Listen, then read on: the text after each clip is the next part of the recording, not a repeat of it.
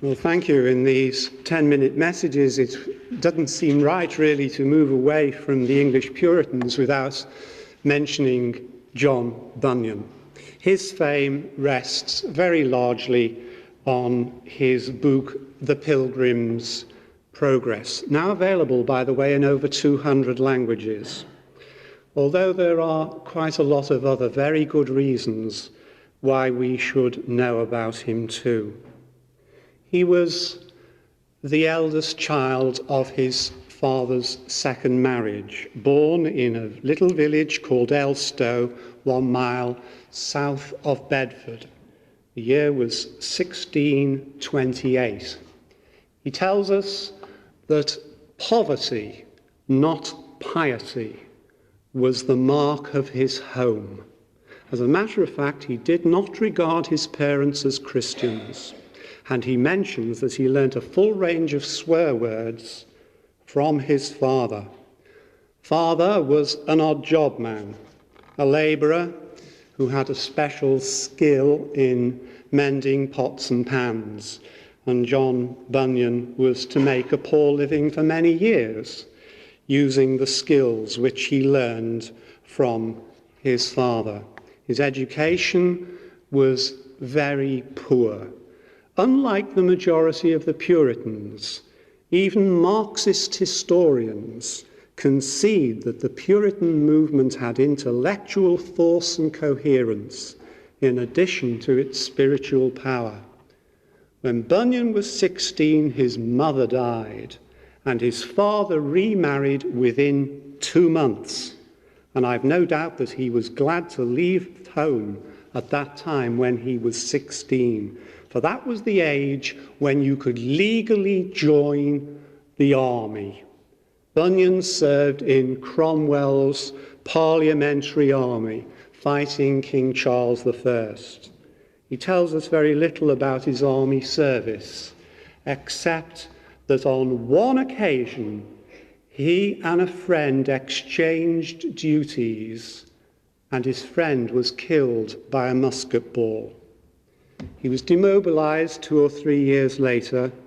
He returned home and then was married at the age of 19. We didn't have a dish or spoon between us both, he records. And his wife's father, though he was very poor, was godly and gave his daughter 2 Christian books, A Plain Man's Pathway to Heaven, and the other one was The Practice of Piety. Their first child, Mary, was born blind, and Bunyan started to go through severe mental and spiritual struggles in his attempts to find some sort of meaning for his life.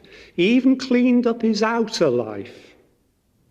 He started going to church, but he had no sense of sin. And it was round about this time that a copy of Luther's commentary on Galatians came into his hands. Bunyan records that it was falling to bits with overuse. Now, Luther had gone through severe spiritual struggles before the light of assurance had shone into his dark soul. And this book genuinely helped Bunyan. One writer says it was spiritual dynamite to him. Bunyan records that he now regarded himself as a brisk talker, quote unquote, when it came to matters of religion. But one day he was silenced. He was walking through Bedford, and 3 or 4 ladies were chatting together in the sunlight about the things of God. Their talk, he records, was about a new birth and about the work of God in their hearts. And it made an enormous impression on him. By the time he was 25, he was converted, and he was listed on the church roll as the 19th member of the Bedford Christian Meeting. It was a sermon about the love of God, which was used by the Spirit to lead him to a saving faith in Christ. But it was not a crisis conversion. He never could date the moment when the great change took place. All that mattered to him was the change had taken place. Soon it was obvious to the church he had the gift of preaching, and he was made an office bearer. The year 1657. The wife of his early youth had died, and so when he was 31, he remarried. But sadly, that was to coincide with the beginning of his 12 years in prison for his beliefs. Can you imagine the scene when his blind daughter would go to the prison with soup for him and then stay and help him make and sell laces? The prison years allowed him to study, and they allowed him to write, and conditions were not always as bad as in some modern prisons. For instance, sometimes he was let out to preach, and once he even went as far as London. When he was 44, he was released finally. He'd been elected pastor of his church. A barn was fitted out as a chapel, and he met with a God-given success.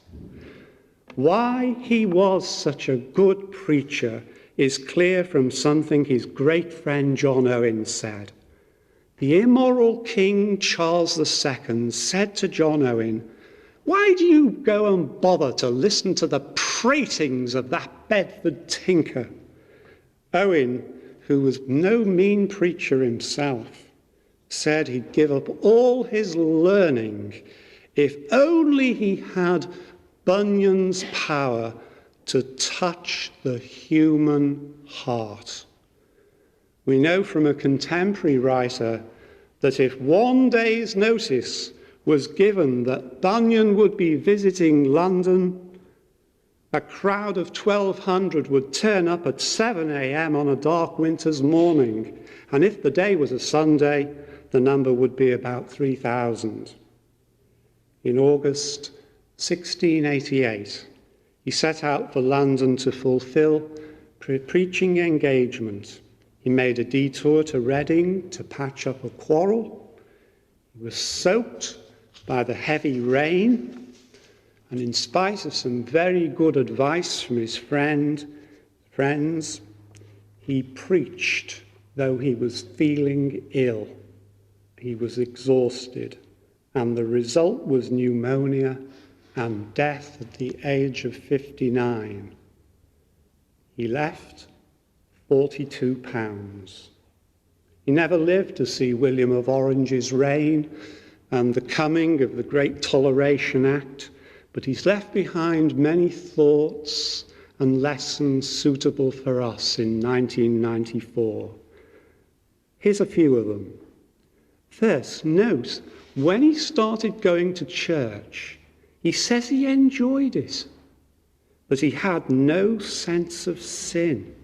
Now, we talk a lot about the sinfulness of sin, but it would be very good, I suggest, to examine ourselves right now.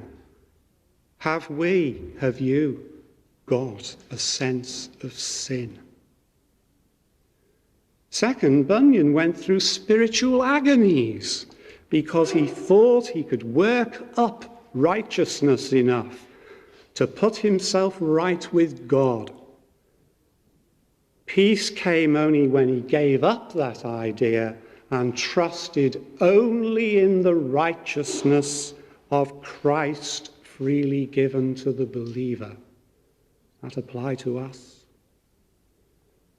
Third, he had no formal education, and that's no hindrance to usefulness.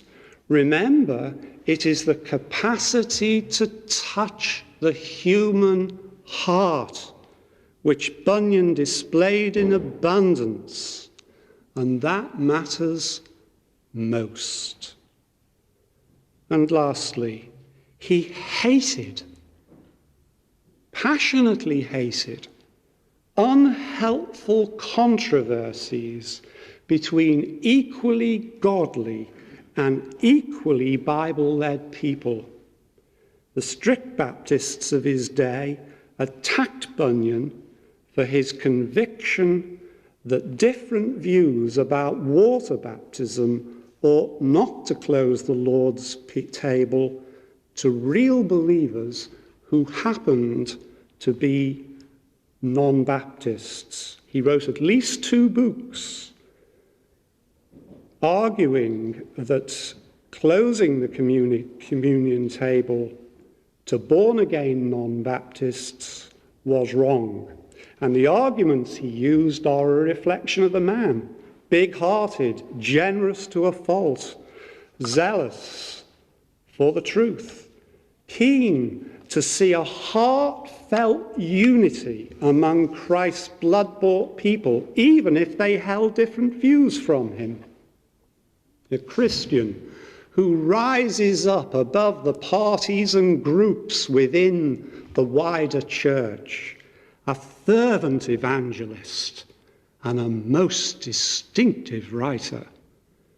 Bunyan's insights on evangelical church unity and many other matters justify us in trying to keep his memory fresh, for he was a great Christian. And Pilgrim's Progress will ensure that he is never completely forgotten. Amen.